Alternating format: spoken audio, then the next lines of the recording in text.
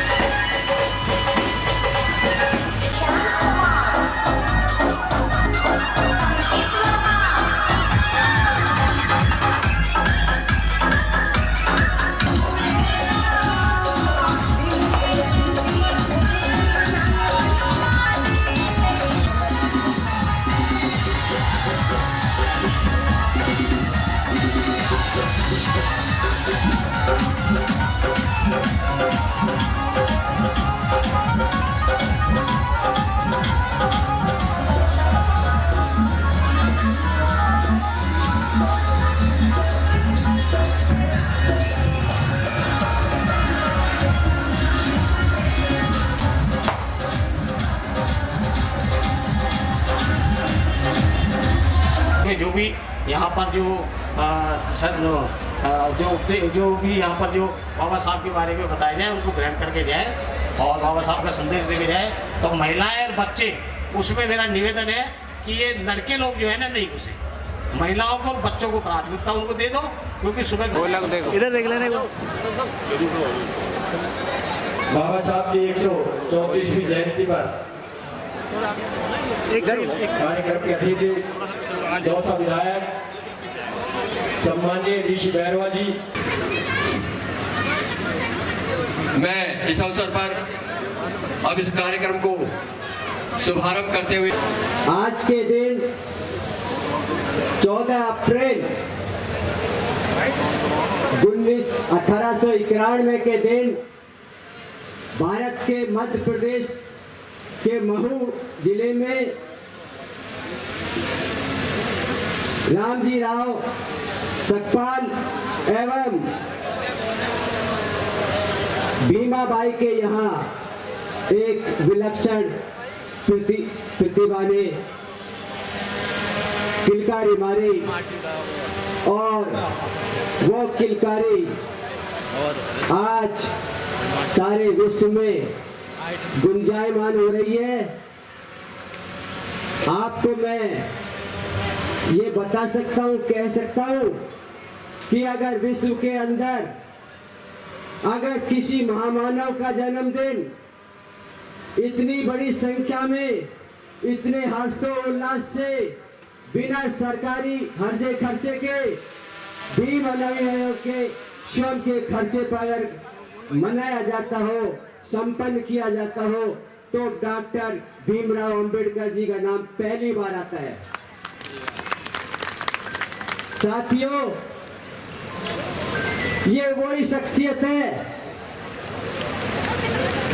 जिनके जाने के बाद भी उनका व्यक्तित्व और कृतित्व इतना महान था कि जाने के बाद भी आज भी बहुत से मनुवादियों को और उनके खिलाफत करने वाले वर्गों को गले नहीं उतर रही है उनकी बातें।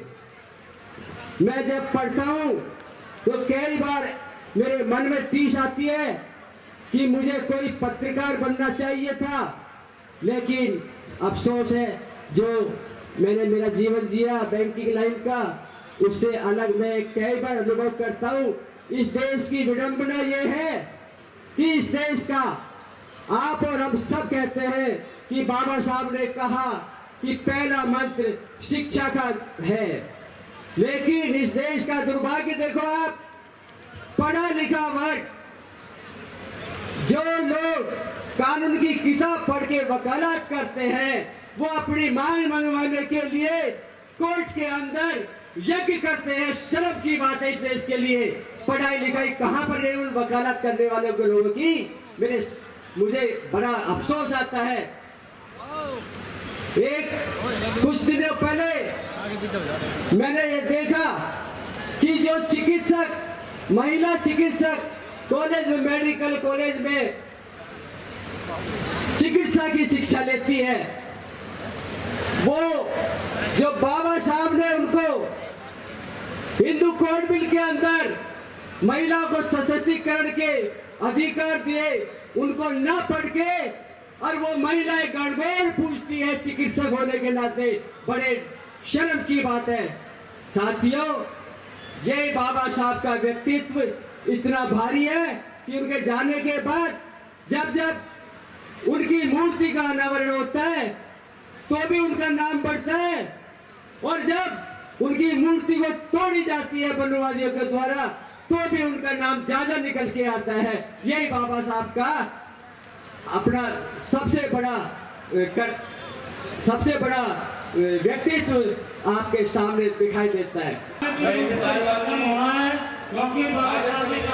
डॉक्टर बैरवा जी मैं निवेदन करूंगा कि आप हमारे अतिथियों का सहज रूप से कि हमारे पूर्व विधायक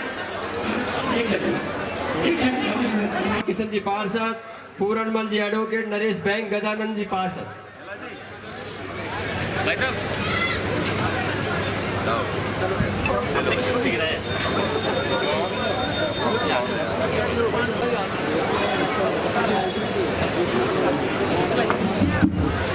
सम्मान्य विक्रम बंसी,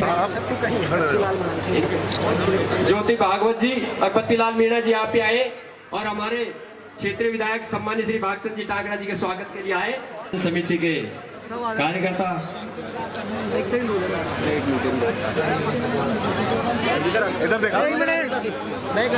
प्रकाश जी आप भी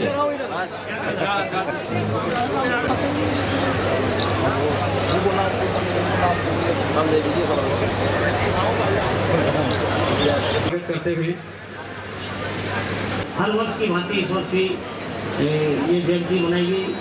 मुझे सबसे बड़ी खुशी तो इस बात की है कि अब की बात जो है शहरी क्षेत्र से जो सहयोग मिला वो मिला, ग्रामीण क्षेत्र से इतना भयंकर सहयोग मिला है कि इतने लोग यहाँ पर इस रैली में शामिल हुए हैं कि मैं उनको किस प्रकार से धन्यवाद दूँ ये सोच नहीं पा। और उम्मीद करूँगा कि भविष्य में भी यदि बाबा साहब से संबंधित ये इस तरह के कोई कार्यक्रम हों तो भविष्य में भी इस प्रकार से हमारे सभी लोग आकर के अपनी एकता का परिचय देंगे, अपनी क्षमता का परिचय देंगे। आज के बुजुर्ग लोग, सभी माताएं बहनें और मेरे युवा साथी, अभी मीट से पहले डॉक्टर साहब ने बात कही और बहुत अच्छी बात कही।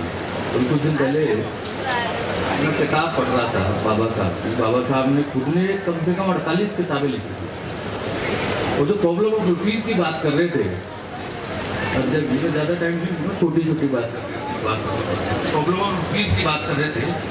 वो लंदन के अंदर उन्होंने PhD कर रहे थे, जो उनकी सेकंड PhD थी अर्थशास्त्र के अंदर, उसके ऊपर उन्होंने थीसिस लिखी थी प्रॉब्लम ऑफ रुपीज़।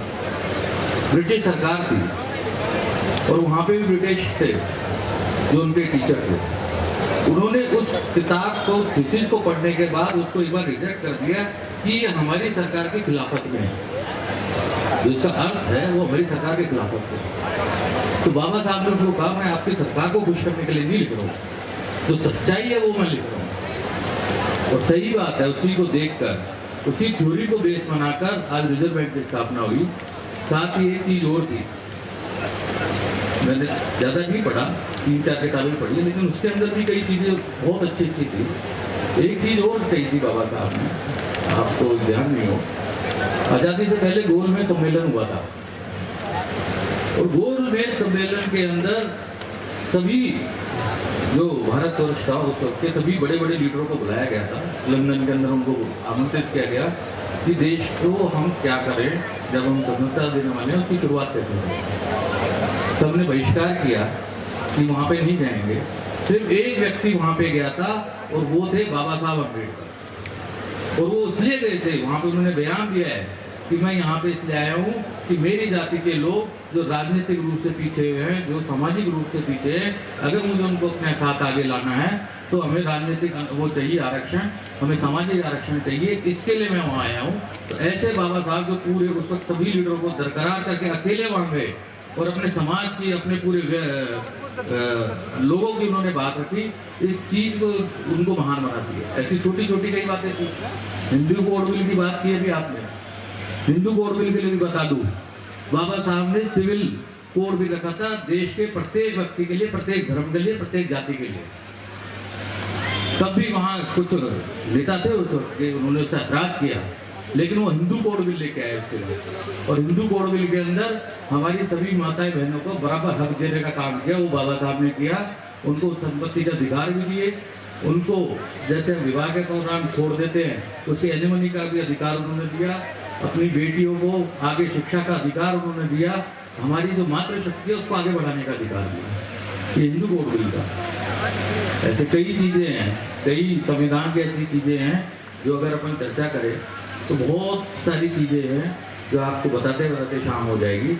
लेकिन मैं आपसे निवेदन करना चाहूँगा, बहुत सस्ती बुक्स हैं और सही में आपको बाबा साहब को जानना है तो बहुत जिसे बोलते हैं सस्ती किताबें, लेकिन उनको पढ़ोगे तो आपको पता चलेगा बाबा साहब ने कितना त्याग किया उससे। एक एक विचार के लिए, अपनी अपनी एक एक हक के लिए वो लड़े। और ऐसा नहीं था कि सिर्फ समाज से लड़े, वो बड़े अंग्रेजों से भी लड़े, उस वक्त के नेताओं से भी लड़े, लेकिन अपने समाज को आगे लाने के लिए उन्होंने कोई कसर नहीं छोड़ी। ऐसे इस महान व्यक्ति की जो जयंती मना रहे हैं उसमें आप सब शरीक हुए, आपने हमें बुलाया। अभी सिकराय में भी प्रोग्राम था और वहाँ पे भी मंच था, वहाँ पे मेरे भारतीय जनता पार्टी के प्रदेश उपाध्यक्ष को मैंने बुलाया। और जब वो वहाँ आए तो उन्होंने बड़ा आश्चर्य किया कि इस मंच पर, बाबा साहब के मंच पर बीजेपी के लोग भी बैठे हैं, वहाँ प्रधान थे, कांग्रेस के, लेकिन वो भी बैठे हैं, बीमारी के लोग भी बैठे हैं, सामाजिक लोग भी बैठे हैं। तो ऐसी जो व्यवस्था हम सब के दिलों में जिन्होंने बिठाई वो बाबा साहब है। उन सब के विचारों को आपको अपन को ध्यान रखना चाहिए। छोटी छोटी बातें भाई साहब ने अच्छा किया जो लगाई कि इनको पढ़ना चाहिए और उससे याद करना चाहिए कि हमें अपने आप में कैसे प्रकाश लाए कि हम सब बाबा साहब की तरह कर सकें। यही बात मैं अपनी कहना चाहता हूँ। बहुत बहुत धन्यवाद, बहुत बहुत आभार। आगे बढ़ने की जरूरत है। शिक्षा के बाद में उन्हें ड्राफ्ट कमेटी, जो संविधान की ड्राफ्ट कमेटी थी, उसका चेयरमैन बनाया।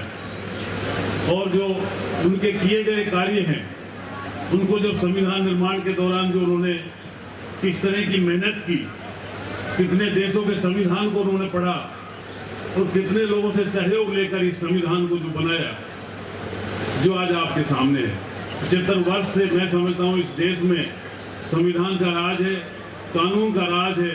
और हम सब मिलकर जो आज यहाँ इस स्टेज पे बैठे हैं वो सभी ये मत समझ लेना है कि आप अपनी कुव्वत से बैठे हैं। मैं समझता हूँ कि अगर बाबा साहब ये संविधान नहीं देते तो शायद हम में से एक भी यहाँ नहीं बैठा होता।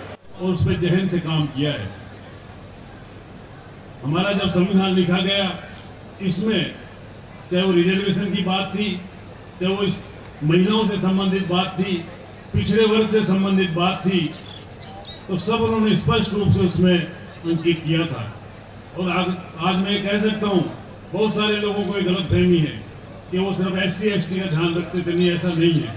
अगर वो उस टाइम OBC का उसमें प्रकरण नहीं डालते, OBC का क्लॉज नहीं डालते, तो OBC को कहाँ से 1991 में रिजर्वेशन मिल गया होता। तो बहुत सारे लोगों की गलतफहमी दूर होनी चाहिए। उन्होंने SC ST OBC के लिए जो काम किया, मैं समझता हूँ कि कोई भी नेता ऐसा काम नहीं कर पाया। तो आप सब लोग बिल्कुल इस लाइन पे चलें और आने वाले समय में देखिए, यहाँ कोई राजनीतिक बात नहीं है, पर यह बात तो जरूर है कि हमें बहुत सजग रह के आगे बढ़ने की जरूरत है। और हमारे जो अधिकार हैं, जो हमें काम करना है, हमारे अधिकारों को अगर कोई कुठाराघात करता है तो हमें बहुत सजग तरीके से उसका विरोध करना है। हम सब मिलकर भाईचारे से रहें, आपसी बंधुत्व से रहें और मिलकर पूरे प्रदेश का, अपने बांदीकुई का, पूरे जिले का विकास हम सब लोग ठीक तरीके से करवा पाए, ये मेरी कामना है। आपने बुलाया, सबको सम्मानित किया, धन्यवाद। जय भीम। धन्यवाद। जय भीम। सभी वक्ताओं ने अपनी बात रखी। आज के दिन पूरे विश्व में गांव गलियों मैं मानता हूँ कि भारत के अंदर तो ऐसा कोई संस्था नहीं होगी, ऐसा कोई सरकारी कार्यालय नहीं होगा, ऐसी कोई समाज नहीं होगी, ऐसा कोई धर्म नहीं होगा जो बाबा साहब की इस जयंती को नहीं मनाता होगा। मैं मानता हूँ शायद 10-20 सालों से तो हम देख रहे हैं, जब से राजनीति में आप ऐसे आए हों, सामाजिक स्तर पर देख रहे हैं बाबा साहब का आज का जो पर्व है पूरे हिंदुस्तान के अंदर बिल्कुल दिवाली की तरह मनाया जाता है। वक्ताओं ने अपनी बात रखी। बाबा साहब सीखते वो बाबा साहब को संविधान कमेटी का मेंबर थे। उन्होंने एक विदेशों में पढ़ाई पढ़ी, एक SC का लिया, एक OBC का लिया, एक जनरल का लिया। उस कमेटी में जितने भी थे बाबा साहब विदेश से पढ़ के आए थे, इसलिए उनको लेना स्वाभाविक था। किन परिस्थितियों में पढ़ाई पढ़ी आप लोगों को पता है। उस टाइम, उस युग में, आज भी इस युग में दलितों की स्थिति क्या है, उस युग में बाबा साहब ने किसी परिस्थितियों में पढ़ाई पढ़ी होगी, ये आप लोगों को पता है। बाबा साहब ने जो संविधान दे गए उसकी बदौलत आज सब ये राजनेता, पत्रकार, हम लोग जब सब बैठे हैं, ये हमारे पढ़े लिखे जो भाई बैठे, सब बाबा साहब का जो संविधान है उसकी बदौलत आज पाक चंद जी बैठे हैं।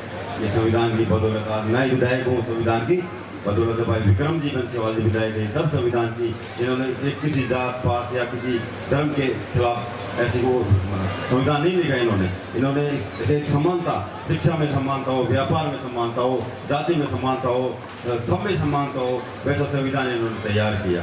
और आज उसकी बदौलत आप सब लोग, आज हमारी माता बहनें बैठी है, लेकिन उस टाइम पर क्या सती प्रथाएं क्या नहीं था बताओ। अब आज के युग में सारी माताएं बहनें बैठी किसी स्थिति में बैठी है, सब बाबा साहब की देन है। आप लोग जब उस युग में जब बाबा साहब ने संविधान लिखा उस वक्त अपने लोगों को स्थिति क्या थी, ये सब बाबा साहब ने संविधान में अगर ये चीज़ें नहीं जाके देते तो आप लोग पढ़ लिख के आज बाबा साहब का जो आप लोगों ने मेला बनाया। आज के इस युग में आपको मंदिरों में जाने से रोका जा रहा है, तो गंगा जल का छिड़काव किया जा रहा है आज के इस युग में, तो मंदिर विरोधी क्यों नहीं होंगे आप लोग बताओ। सनातन की बात सिखाते हैं। देखिए मैं माफी चाहूँगा आपसे, प्रोग्राम ऐसा ही है, प्रोग्राम ये ऐसा ही है। टाकरा जी बोलते थे पहले, मेरे को पता है, जब इनसे जुड़ा होता है मेरे को पता है इन चीज़ों का, ये सब चीज़ें मैं मानता हूँ। देखो राजनीति मंच नहीं, ये समाज का मंच है, ये बाबा साहब का मंच है। लेकिन इस युग में अपनी स्थितियाँ क्या है, आप सबको इस पर बाबा साहब के जो संविधान से सीखनी पड़ेगी, बाबा साहब की जो प्रतिमाएं लगाए आए दिन उनसे सीखना पड़ेगा। बाबा साहब के जो संदेश हैं, संगठित रहो, भाईचारे से रहो, इन सबको आप लोग सीखना पड़ेगा। और आप, मैं मानता हूँ शायद अब 150 साल में अपनी स्थिति यहाँ तक ठीक ठाक हो गई, अभी और सदियों लगेगी जब अपने जो बाबा साहब का संविधान जो आप लोगों के लिए अधिकार देके गए था, आपको मत का अधिकार देके गए था, आपको समानता का अधिकार दे गए, वहाँ तक पहुँचने में सब तक 100 साल और लग जाएगी, मैं मानता हूँ। लेकिन साथियों, आप लोग बाबा के जो दिए हुए हैं, तो ज्ञान दिए हुए हैं, उनका अनुसरण करना होगा आप लोगों को। और साथ ही आप लोगों को देखो अच्छा प्रोग्राम कराया, उसके लिए मैं बहुत बहुत धन्यवाद देता हूँ। और एक ऐसा मंच सजाया जिसमें कोई राजनीतिक बातें नहीं, कोई पार्टी की बातें नहीं, सब में कांग्रेस बीजेपी। मैंने पूछा था कौन कौन आ रहे हैं, सब मैंने बोला वेलकम। हम तो परसों भी उधर हो गए थे, राजेंद्र जी को मजबूती बनाए, आमने सामने चुनाव लड़े, चलती रहती बातें, चुनाव आएंगे जाएंगे, लेकिन ये मन मुटाव नहीं होना चाहिए, मनभेद नहीं होना चाहिए। राजनीति की बातें जब चुनाव हो उस टाइम पे खत्म हो जानी चाहिए। आज के बाद सब आपके हैं, सब मेरे हैं, ऐसी भावना नेताओं की भी होनी चाहिए, ऐसी भावनाएं जनता को भी मैं संदेश देता हूँ आप सबको। आप भी जो आपका नेता है उसको नेता मानना पड़ेगा। जो समय पे जो कुर्सी पे बैठ गया, जिसने सिंहासन पे कब्जा कर लिया, वो आपका नेता है। मैं ऐसा संदेश देना चाहता हूँ आप लोगों को। आप लोग भाई तरस रहे हैं, पूरी बांदीपुरी से सब लोग यहाँ पधारे, उसके लिए मैं बहुत बहुत धन्यवाद देता हूँ। जय भीम। बांदीपुरी में आपका ये ऐतिहासिक कार्यक्रम है। विक्रम जी ने कहा कि छोटी छोटी पुस्तकें हैं, उन पुस्तकों को हमें जरूर पढ़ना चाहिए। बाबा साहब ने अध्ययन करके समाज का सुधार करने का बीड़ा उठाया। जो शोषित था, जो वंचित था, जिसको शिक्षा प्राप्त नहीं हो रही थी, महिला उत्थान के लिए, हर वर्ग के लिए उन्होंने संघर्ष किया, आगे बढ़े और समाज को आगे बढ़ाया। जब तक हम उनका जीवन चरित्र नहीं पढ़ेंगे, उनकी छोटी छोटी पुस्तकों के माध्यम से उन्होंने जो शिक्षा हमको दी है वो नहीं पढ़ेंगे, तब तक क्या होगा कि हमने बाबा साहब का नाम सुना। उनकी शिक्षाएं क्या है, उनको पढ़ेंगे तो हमें ज्ञात होगा। ज्ञात होने के बाद हम भी लोगों को बताएंगे। मैं आपको ये विश्वास के साथ कह सकता हूं कि इस प्रकार के युग दृष्टा बिरले ही होते हैं जो देश और समाज के अंदर एक परिवर्तन की लहर लेकर के आए। बाबा साहब ने संसार का सबसे बड़ा संविधान, जो हमारे भारत गणराज्य का संविधान है, वो हम सब देशवासियों को दिया है। हम बाबा साहब का सम्मान करते हैं तो भारतीय संविधान का सम्मान करते हैं, और उस संविधान की नीतियों के आधार पर चलते हैं तो हम राष्ट्र का गौरव बढ़ाने का काम करते हैं।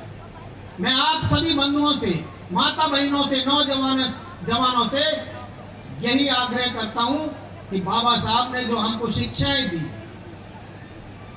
उन शिक्षाओं पर हम चले। निश्चित रूप से ये कहावत जो चलती है कि जब तक सूरज चांद रहेगा बाबा तेरा नाम रहेगा। काम ही उन्होंने ऐसे किए हैं, काम ही उन्होंने ऐसे किए हैं कि निश्चित रूप से उनके द्वारा लिखित ये भारतीय संविधान ये अमर है, अमिट है। जब तक ये भारतीय संविधान है तब तक बाबा साहब अमर रहे, अमर रहेंगे, अमर थे। मैं इतनी बात कह करके आपसे फिर आग्रह करता हूँ, निवेदन करता हूँ कि हमको बाबा साहब के पद चिन्हों पर चलना है, गरीबों की सेवा करनी है, वंचितों की सेवा करनी है, महिलाओं की सेवा करनी है और समाज को शिक्षा के क्षेत्र में आगे बढ़ाने का बीड़ा उठाना है। जब हम संघर्ष करेंगे, राजनीति के दलदल में फंस करके बाबा साहब की नीतियों को हम आगे नहीं बढ़ा सकते। बाबा साहब की नीतियों को आगे बढ़ाना है तो शुद्ध मन से समाज की सेवा करेंगे। जिस तरह से बाबा साहब ने जो पीड़ित थे, जो दुखी थे, जो वंचित थे, उन सब के लिए आवाज बुलंद की। तो आप सब लोग एक साथ आइए और बाबा साहब का जो अरमान है इस देश को भरम वैभव पहुंचाने का, उसको पूर्ण करें। जय भीम, जय भारत। आज बाबा साहब की 134वीं जन्म जयंती के इस अवसर पर बांदीकुई विधानसभा क्षेत्र का जो आपने आज शोभा यात्रा का कार्यक्रम ऐतिहासिक यानी कि एकजुटता जो आपने दिखाई है, क्योंकि मैं आज नए वाले रास्ते से आया था तो भूरा होके आया था, तो हर जगह से बाबा साहब की जयंती के अवसर पर शामिल होने के लिए हर गांव से आदमी अपनी मोटरसाइकिल पर झंडे लगाकर अपनी गाड़ियां, यानी कि इस तरह इस जोश के साथ बांदीकुई में प्रवेश किया, ये तारीफ काबिल है। मैं इस जयंती में पधारे हुए सभी गांव से, शहर से सभी नागरिकों का दिल की गहराइयों से अभिनंदन करता हूं, स्वागत है। बाबा साहब ने समानता का जो अधिकार दिया वो बाबा साहब की ही देन है। आप और हम, मेरे से पूर्व वक्ताओं ने भी कहा कि आज अपन जो मंच पर बैठे हैं ये बाबा साहब की देन है, कि बिल्कुल 100% सत्य है। शायद बाबा साहब का द्वारा जो दिया हुआ संविधान आज नहीं होता है तो शायद इस मंच पर बैठने का अवसर भी नहीं मिलता, इस राज्य की सबसे बड़ी पंचायत में जाने का अवसर भी नहीं मिलता। मैं ऐसे महापुरुषों को दिल से प्रणाम करता हूं और उनके द्वारा बताए हुए जो काम है उनका अनुसरण करने की अपील भी करता हूं। बहुत सी समाज में कुरीतियां हैं, उनको खत्म करनी चाहिए। आज भी बहुत सी कुरीतियां हैं और वो सब समाजों में, उन कुरीतियों को खत्म करना चाहिए। और ऐसे जो कोई काम है जिससे शरीर का नुकसान हो रहा हो, आर्थिक नुकसान हो रहा हो, सामाजिक स्तर पर आदमी की प्रतिष्ठा के सम्मान को ठेस पहुंच रही हो, ऐसे काम आज एक कसम खा के जाए कि आज के बाद हम वो काम नहीं करेंगे। बाबा साहब का जो संविधान है वो शायद ऐसा संविधान है कि विश्व के लोग उस संविधान को मानते हैं लिखित संविधान, इससे बड़ा कोई है ही नहीं। बहुत सी बातें अपन अनुसरण भी कर रहे हैं और बहुत सी बातें ऐसी हैं जिनको अपन ये सोच के कह रहे हैं देख लेंगे, अरे बाबा साहब के द्वारा बताई हुई चीज़ों का अपन अनुसरण कर लें तो शायद मुझे लगता है कि जीवन में कभी दुख तकलीफ हो ही नहीं। आप लोगों ने जो आज ऐतिहासिक का रैली निकाली है, मैं जब आपके साथ अंबेडकर सर्किल से PWD तिराहे तक आया और उसके बाद में थोड़ी देर के लिए बाजार में रुक गया कि भैया जब रैली वहाँ पहुँच जाएगी तो पैदल पैदल मैं मेरे ऑफिस तक आया तो मुझे करीब 20 लोगों ने ये कहा कि यार रैली आज बहुत बड़ी, ये संगठित होकर आपने जो काम किया यह तारीफ का। और मैं कह रहा हूँ संगठित रहोगे तो मजबूत रहोगे।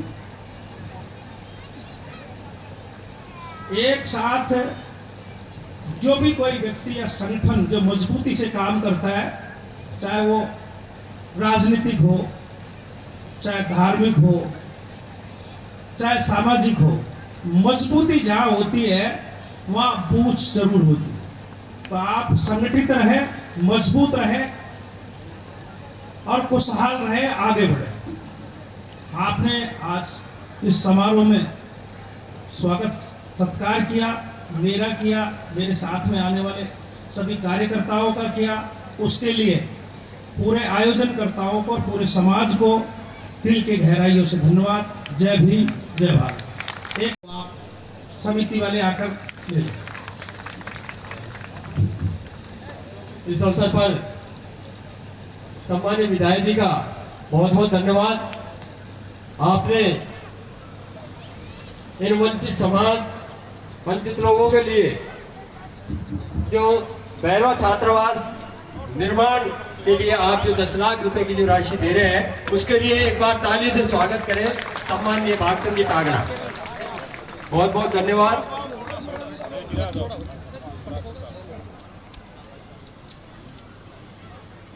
उसमें जो हमें समानता का अधिकार दिया, स्वतंत्रता का अधिकार दिया, उसी की बदौलत आप और हम यहाँ पर एक साथ बैठे हुए हैं। बाबा साहब ने हमें 3 ही मूल मंत्र दिए थे। शिक्षित बनो। शिक्षा एक ऐसा मूल मंत्र है, उसके आधार पर ही हम अपना नाम ऊंचा कर सकते हैं, साथ ही अपने परिवार का नाम और अपने गांव का नाम आगे बढ़ सकता है। हमें संगठित होकर रहना है। हमारे बीच में अगर कोई समाज में मनमुटाव होता है तो भी उसको हमें आपस में सुलझा लेना चाहिए। फिलहाल के लिए खबर में बस इतना ही। ऐसी और तमाम खबरों के लिए हमारे साथ बने रहिए और देखते रहिए DJT न्यूज। और हमारे चैनल को लाइक, सब्सक्राइब और शेयर करिए, जिससे हम आपको तमाम छोटी बड़ी खबरें हम आप तक पहुंचा सके। धन्यवाद।